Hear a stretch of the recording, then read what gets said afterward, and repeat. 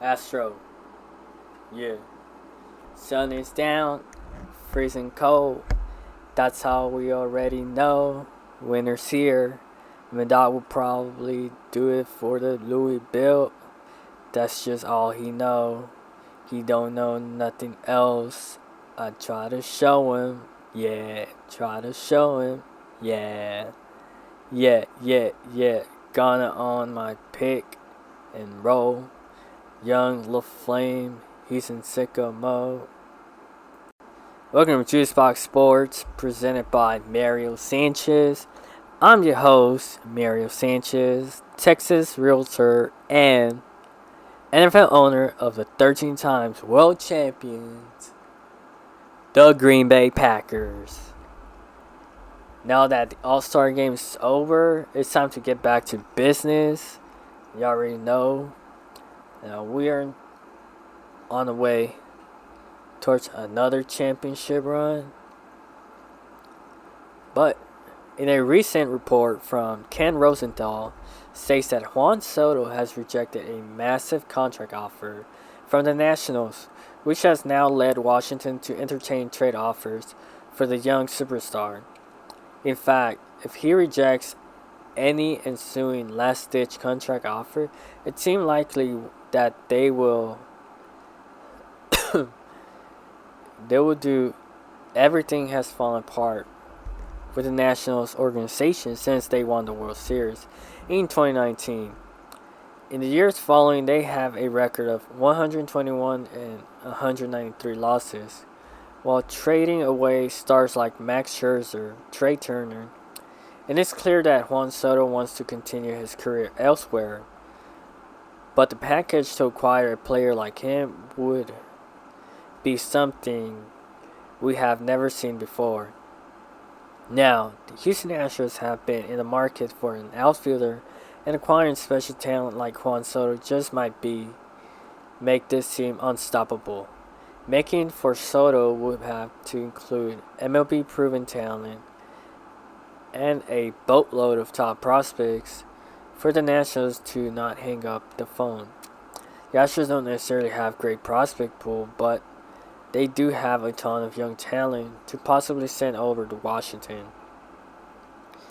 Before I give a potential trade offer for Juan Soto, let's look at his career stats to see what a team will be getting if they acquire him.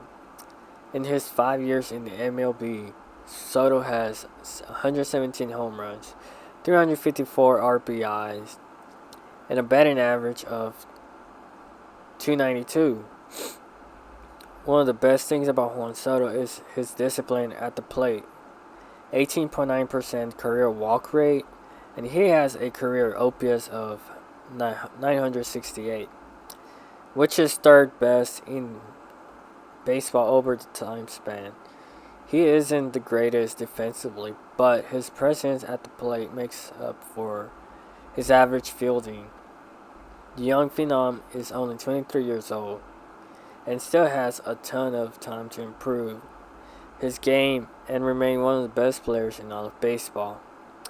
No time to improve his game and remains one of the best players in baseball. No one knows what Soto real value is when it comes to trade. But here's the best mock trade offer that would be fair for both sides. Astros receiving Juan Soto. Nationals receive Christian Javier, Jeremy Pena, Hunter Brown, Colin Barber, and Jaime Melendez. Now, you may look at this trade from the Astros perspective and immediately say, no, but you have to remember the type of player you're trading for. Houston will be giving up a young starting pitcher, Javier, along with a rookie in Pena. They will also be giving up their top prospect, Hunter Brown, as well as another top 10 prospect in outfielder Colin Barber. Jaime Melendez ranks just outside of the 10 prospects in Astros organizations, according to MLB Pipeline. But he's a young, deceptive pitcher that has a ton of upside. A lineup that has Jordan Alvarez, Juan Soto, Jose Altuve, Alex Bregman looks great, but I don't think the Astros should make an offer for Juan Soto. The size of any trade package will be for the last couple of years without a player like Juan Soto, and they will be just fine with that they have now. Grabbing a superstar like him will be great for the organization. Also has to stay focused on the future, not ruin their farm system. In the second act of Justin Verlander's career as a member of the Houston Astros has been nothing short of remarkable. Verlander, at age 39, is among the frontrunners of the American League Cy Young Award race at the All-Star break, an unprecedented feat for someone who's missed all last season following Tommy John surgery. Since coming to the Astros in the final minutes before the trade deadline of the 2017 season, Verlander has taken his career to new heights. He won a World Series, took home his second Cy Young while finishing second place, reaching 3,000 career strikeouts, was named the most valuable player of the 2017 AL Championship Series, and threw his third career no-hitter. In 91 career starts with the Astros in the regular season, Verlander is 55-18 with a 2.35 ERA and an 0.84 WHIP. Verlander had a strong Hall of Fame resume when he came to the Astros after pitching 13 years in Detroit, where he had a 3.49 career ERA with the Tigers in 380 starts. But he's solidified his status as one of the best arms of his generation while playing for the Houston Astros.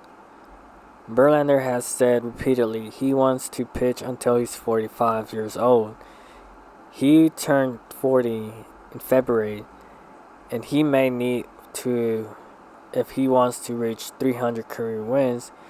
He's sitting at 238 wins and could be one of the last pitchers to reach 300 if he can get there. But can he do it in an Astros uniform? Verlander signed a 1-year, $25 million contract last year with an option for the 2023 season. If Verlander throws 130 innings this season, a certain considering he's currently at 109, 1/3 of innings, he can choose to return to the Astros next year for $25 million or opt out. If he has a second half that anywhere close to what he did in his first half, he's likely to get more money in free agency. Even as a 40-year-old, you never know what the future odds hold. And you would like to, Verlander said on Monday during his media availability at the All-Star game in Los Angeles. I think one thing this game has taught me is put your head down. Work hard, and whatever happens, happens. You can't think about that what ifs or if not or whatever. You do the best you can every 5 days or 6 days or occasionally 7 days or 8 now. Where the chips fall, they may. Verlander and owner Jim Crane are extremely close. Crane will undoubtedly want him back in Houston. The Astros' window of contention is very much wide open, and figures to be so far at least next few years. And having Verlander lead the pitching staff would be a wise investment. Beyond what he brings on the field, Verlander's presence has been impactful. Remember when earlier this year he had a talk with veteran pitcher Jake Odorizzi and helped turn his season around? He's also helped mentor some of the younger pitchers in the system, including top pitching prospect Hunter Brown, who grew up in Detroit and idolized Verlander. If this is the end of my run with Houston, it's been nothing short of incredible, Verlander said. The people in the city and the team, my teammates, have been a blessing. If not the end, it's also a blessing.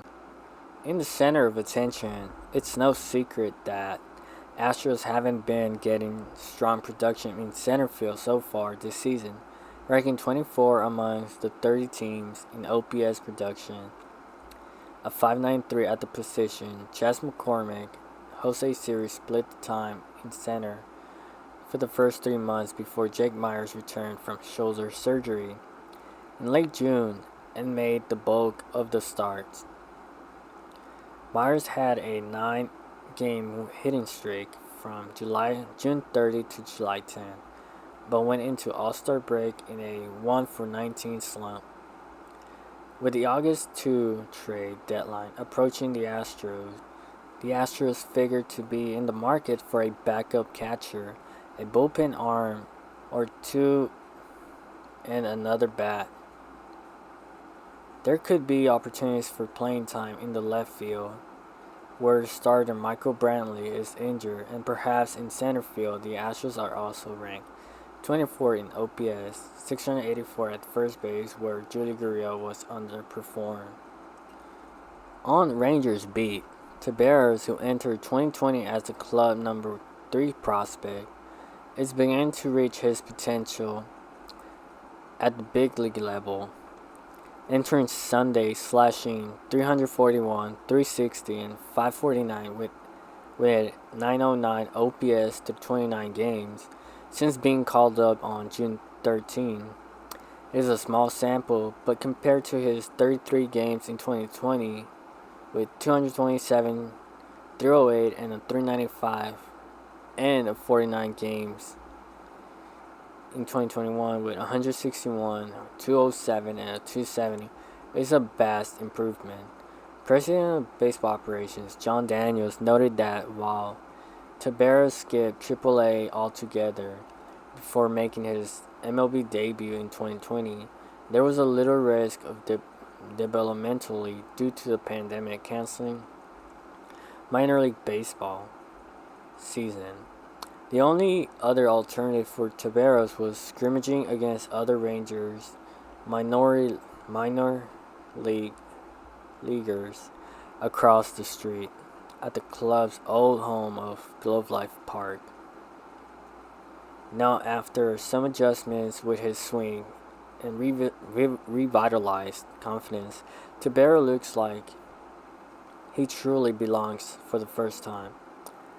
I feel like you're gonna keep seeing him get better, which is cool, said manager Chris Woodward.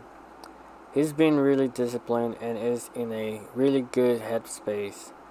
I know his numbers aren't really good, and I think there's reason to believe it. He can sustain it. That's always my thing. Can he sustain this, or is it just a hot streak?